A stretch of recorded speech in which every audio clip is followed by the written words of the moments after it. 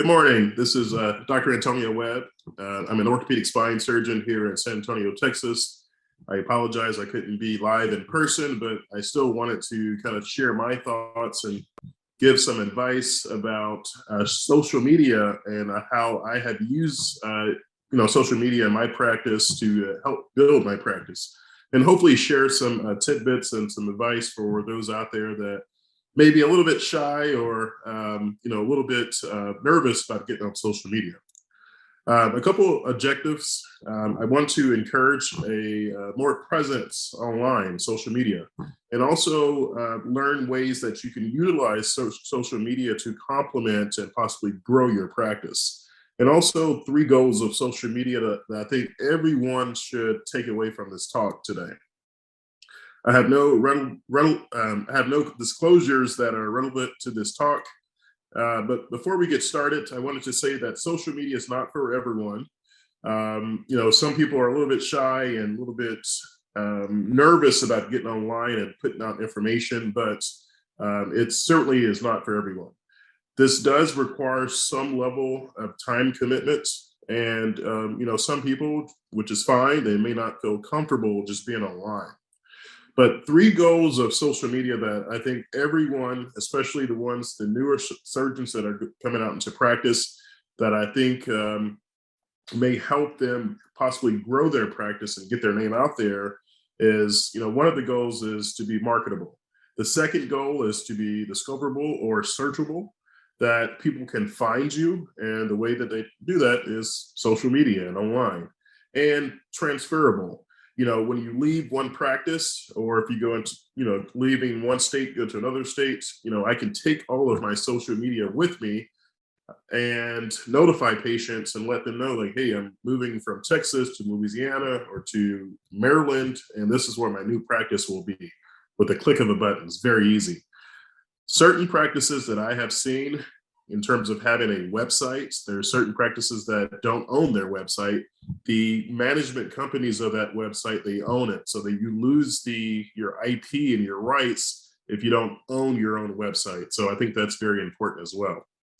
But I'm an orthopedic spine surgeon here in San Antonio, Texas, in private practice, and I trained at Texas Back Institute for my fellowship.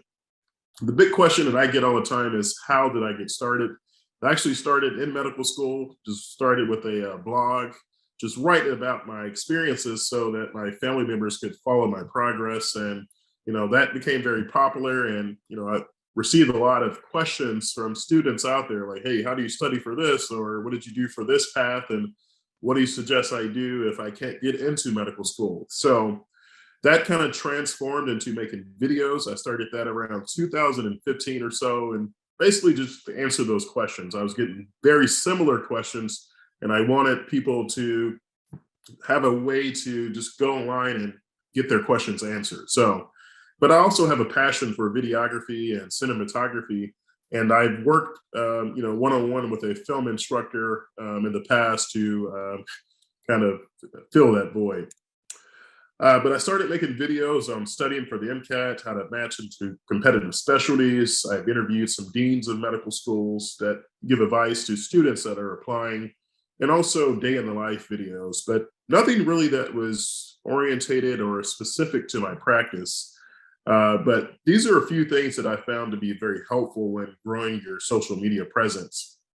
You have to find a niche, whether that's like daily vlog or some type of business in medicine, which is, there's not a lot of information out there about it, or educational channel. You need to be able to find and provide some value and content. And whether these are educational videos for your patients, every single patient, if I'm signing up a patient for an ALIF or for a microdiscectomy, I send them to my website to watch the video that I've created. And also, it has frequently asked questions. So it really prepares patients for surgery. They feel more confident going into the operation, and they feel like they get to know you because they see you behind the camera. And just being very consistent with it. This is the challenge with busy surgeons, is that we don't have time. So, but for me, I love social media. I love videography. So that's one of my hobbies. And, that's what I love to do. So But other people, if you don't have the time, there's videographers. I have a whole team of editors, videographers, graphic designers that help me given my busy schedule at this point. But health-related searches are common. They comprise 4.5% of the queries that are entered into search engines, and people are searching. If someone has back pain, they're going online using their phone to search back pain, Seattle, Washington, or San Antonio, Texas. And what you want is for your name to pop up at the top. And I'm going to show you guys how you can make that happen. But social media has the potential to serve as a means of education, communication, and also marketing across all healthcare specialties. And there are some physicians, surgeons that are reluctant to put out information due to privacy, litigation, and lack of experience. But you'll see that some surgical subspecialists, they have capitalized on social media, such as plastic surgery. And that's where you see the whole surge of BBLs and all these things that plastic surgeons are doing. There's been a lot of studies that look at social media. This is a study looking at social media and pediatric orthopedic surgery. They've looked at the positive members, and most people had a website, but there are very few people that about a third or so had YouTube. 10%, 14% had Facebook, and this study suggested that pediatric orthopedic surgeons may be underutilizing their potential social media presence and not reaching their potential target market or customer base. This is a study that I was involved with, and we recently got published. But what we looked at was 325 spine surgeons using the MASS database across 76 institutions. We looked at everyone's online presence, their age, their practice type, years in practice, how many publications they had. And we found that 64.6% of surgeons had at least one professional social media platform. Most people weren't very active in the last 90 days, but surgeon age, years in practice, and practice type, they were strongly correlated with social media activity. And this is just showing the distribution of the social media usage and the level of activity. And most people, not very active, but they did have some presence. And what we found is that spine surgeons uniformly, they lack a social media presence online. And this is, where you guys have the opportunity. You have social media interests. I mean, there's not a lot of people that are putting out content for spine surgery, and people are searching for it also. This is another study looking at hand surgeons. About a quarter of the surgeons had personal websites. Facebook poorly utilized, Instagram, Twitter. And this study demonstrated that hand surgeons who, they had social media usage, this correlated with, their health grade scores. And that's another thing that can really help market your practice is your health grade scores. But the most popular social media networks, Facebook, YouTube, Instagram is becoming more popular, and people are spending a lot of time kind of online these days. But for Facebook, I would suggest creating a separate professional page. You don't want to use your personal Facebook, create a separate one just for your practice. And you can put information out about your day, about health tips, educational content. Twitter, this is more, they restrict you in terms of how much data that you can put out and how much words that are being used, but you can publicize your publications, put out information, quick links about your practice. Instagram, this is more of a casual website and platform that you can just share kind of your day-to-day activities.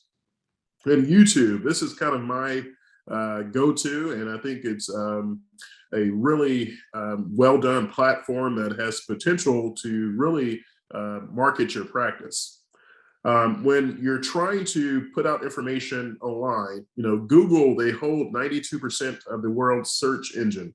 And Google also owns YouTube. So YouTube is actually the most popular website in the world. It has 2 billion monthly active users worldwide. So if you had to choose one platform, I would choose YouTube to put out information, because the ability for people to just learn about your practice goes up dramatically.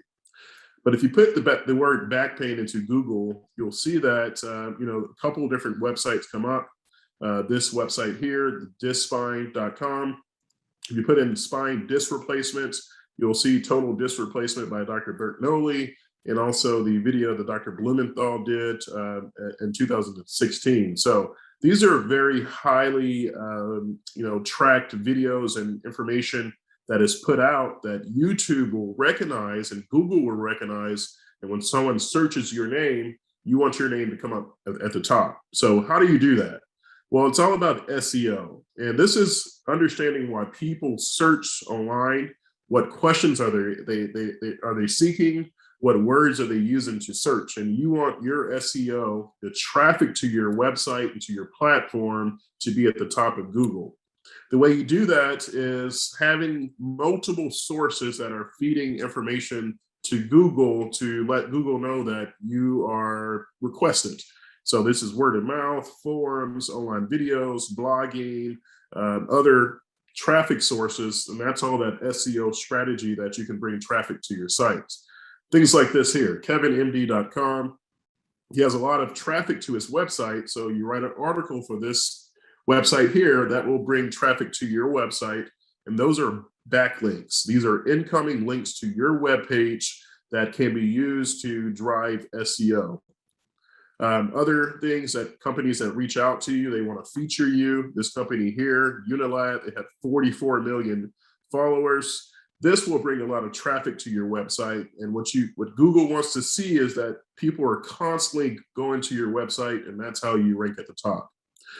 Other ways of doing it is doing ads, Google ads. You can put in search words and keywords that, when people are searching for back pain or neck pain or radiculopathy, that Google will kind of rank you higher, and you just have to pay for that. But social media is very powerful. Certain posts that you put out, this one, 2 weeks, just about my journey, 700,000 views. Another video that I put about my path going from college to residency and fellowship, 680,000 views in 1 month. About my graduation from fellowship, 5 million views. I think that was a few weeks later. About my first day as a spine surgeon, 1.3 million views. So people will see these things, and it generates a lot of traffic to your website. And that's what you want. This was a email that I got from the dean at Georgetown about a student that wanted to go into medical school. And he mentioned just watching my videos that really inspired him to take that path. YouTube is not only in the US, it's worldwide. It's very powerful in terms of, reaching people, just not here in the US, but kind of all over the world. These are just emails that I've received from people from Australia, from Ghana, from Brazil, from Iraq, from France, from Finland, from Spain, and the list kind of goes on, LinkedIn. But people will actually travel, and TBI has demonstrated this well over the years.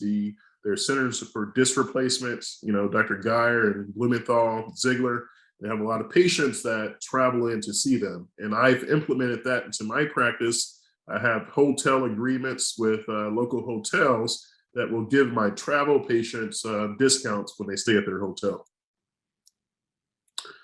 But this is just a few of my patients that have traveled to see me. This gentleman came in from Kansas, had an L5S1 isthmic spondylolisthesis, really bad, severe leg pain. This gentleman learned about me on YouTube, never saw a physician before for his back. Came in with this scoliosis here. Another gentleman from YouTube, L4, L5, L5S1, really large disc herniation, severe leg pain. We were able to take care of these patients. But, you do have to worry about that. Social media is very powerful. If you don't recognize, that it is very powerful, you can do things and say things online that people will grab onto and just run with it. So just be careful in terms of what you're putting out. There's physicians that have been fired. People have been laid off from their jobs from social media posts. So you have to be careful. But in summary, what I would say is be consistent, put out targeted content, put out things that people are looking for.